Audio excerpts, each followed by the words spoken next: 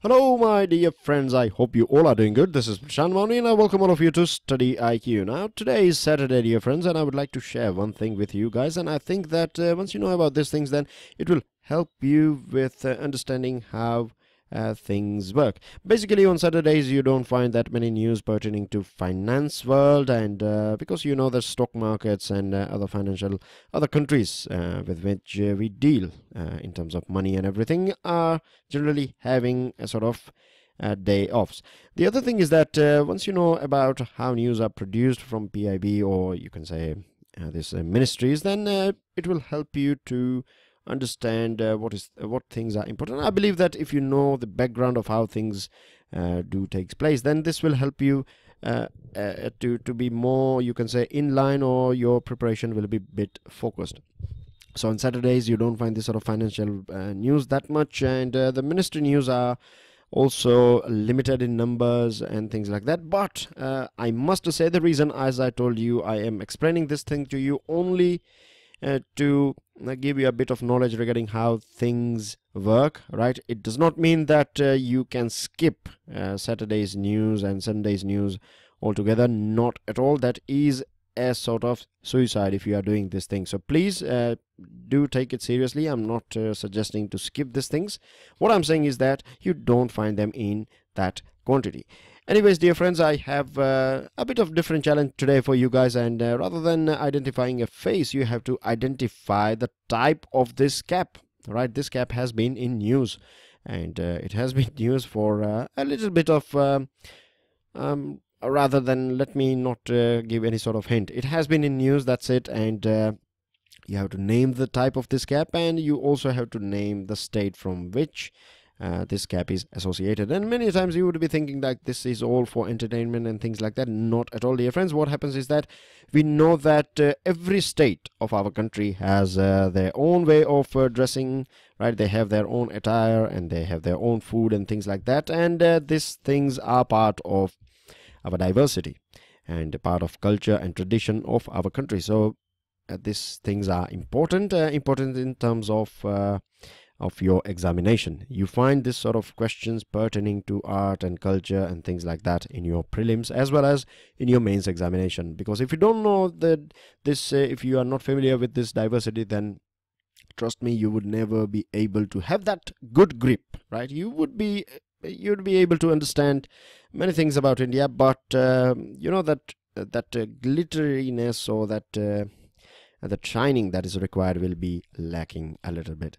Anyways, dear friends, please allow me to introduce all of you to our pen drive and tablet courses. For different exams, StudyIQ offers you with different pen drive and tablet courses, and if you don't have it, then I would recommend all of you to get it, because they are designed by the best faculties of our country. If you have any question or queries regarding it, all you have to do is give us a call on the numbers that you can see on your screen, and don't forget to check out StudyIQ.com, on which you will find many other items as well that are important for your preparation. And the good thing is that you get chat support as well on our website, so you can utilize this thing for your question and queries and knowing a bit further about this pen drive and tablet courses. Now, dear friends, we have been talking about this World Food India, and we have talked about it in detail, and now I'm sure you know the relationship between the food and what are the things in which the areas in which we are lagging behind, the steps that we should take to ensure that everything is in the right direction and things like that.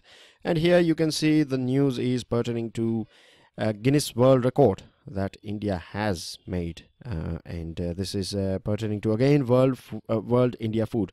Now the thing is, dear friends, I'm sure many of you would be knowing about this Guinness World Record that India has made in cooking this 980 kilogram of khichdi. So what is new about this thing? The thing is, dear friends, today we are surrounded by many apps, and I'm sure most of you would be using smartphones, so you get many notifications throughout the day regarding different types of news and things like that. But I must tell you that if you are preparing for civil services examination, then quantity is not that important compared to the quality of things, right? If you see, it is not just me as a teacher I'm telling this thing to you, but if you see the notification of civil services like UPSC and other state government exams, then they clearly say that it is not the range of information that is being tested by this examination.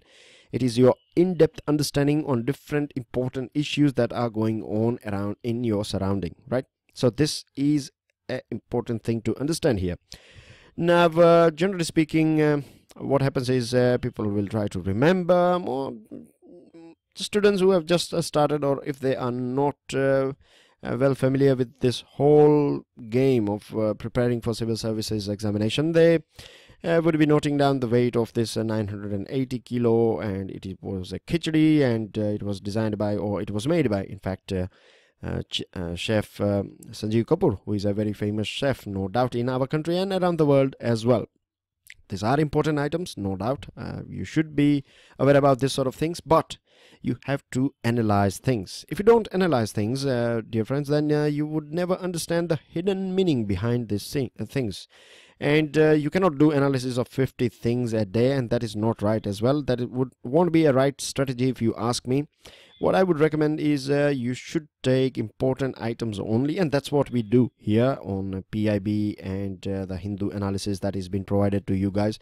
So what I do is I take most important items, and when I say most important, it is in terms of your examination's requirement, right? So the items could be 3, it could be 2, it could be 1, it doesn't matter. The thing is how deeply or how you do its analysis, from how many different angles you can think about one thing. I'll give you a small example here. See, World India Food, why we have decided to create or to celebrate this whole festival, you can say, right, of or attracting and gathering all these different delegates from different countries and stakeholders, people associated with food, may it be farmers and it may be food processing industry leaders. You had all these people from restaurant and hotels and other places as well, isn't it? So when we are gathering all these people from around the world in India, of course it is a big thing, isn't it? Because we know how important it is for us to preserve and to store and process our food items. Apart from that, when you break this sort of world record, what will happen is that it will become a sort of general knowledge thing, and it will be in news around the world, isn't it? Even if you go to Sweden, you will find a small piece, a small column, right? It could be a very small, it could be very small in size, but it will be printed in these different newspapers, and this will of course attract attention of most of the people around the world who will come across this thing, isn't it? Because this is going to stay there in the newspaper. So in this way, India will be able to attract more attention towards it.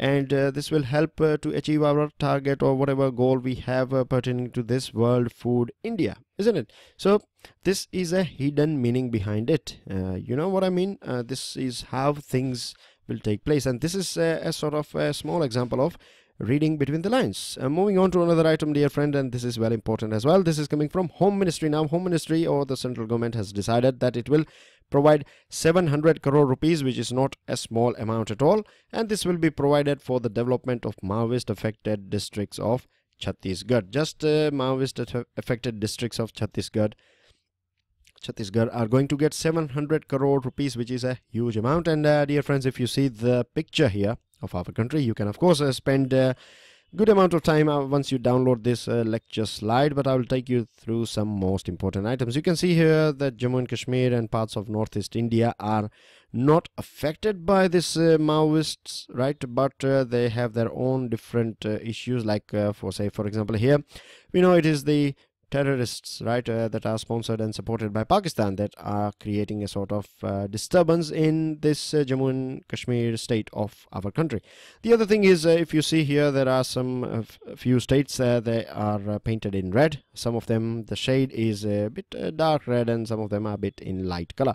The reason is that Dear friends, some of them are severely affected by Maoists, or you can say left-wing extremism, right? And this area of our country is also known as Red Corridor, right? It is also known as Red Corridor. So whenever you hear this term or read this term Red Corridor, then you should know that we are talking about this Maoist affected states. Now the thing is, this state of Chhattisgarh, Odisha and Jharkhand are the most severely affected, and particularly Chhattisgarh is a sort of hotspot for this Naxal activities. Recently in this year, we know that we have lost many brave boys. We have lost them. They were here for development purpose, and they were here to create a sort of security environment, but because of many other various reasons, we have lost them. But this fight will keep. We have to ensure that we nab them, and at present it is also said that their activities are getting they are not able to succeed that much. We have the government have basically the governments of Chhattisgarh as well as the central government together have managed to break the neck of this left-wing extremism group.